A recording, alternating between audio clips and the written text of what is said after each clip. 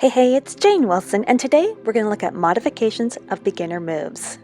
For the pole hold, if lifting up your feet is challenging, instead, bring your knees forward and lower down into the move using your legs as additional support.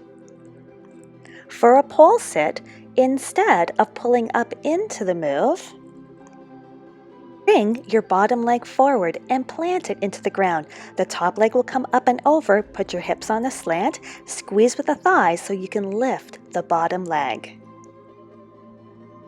For the X climb, instead of bringing your legs up to the pole and holding off the ground, plant the bottom foot on the ground and then bring the leg in front, squeezing with the knees so you have the proper lower leg connections.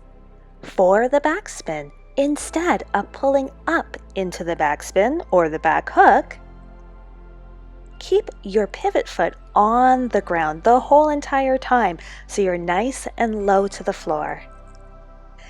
For building up your strength by traveling down the pole, instead of going all the way down to the ground and then pulling yourself back up, go halfway down the pole and pull yourself back up.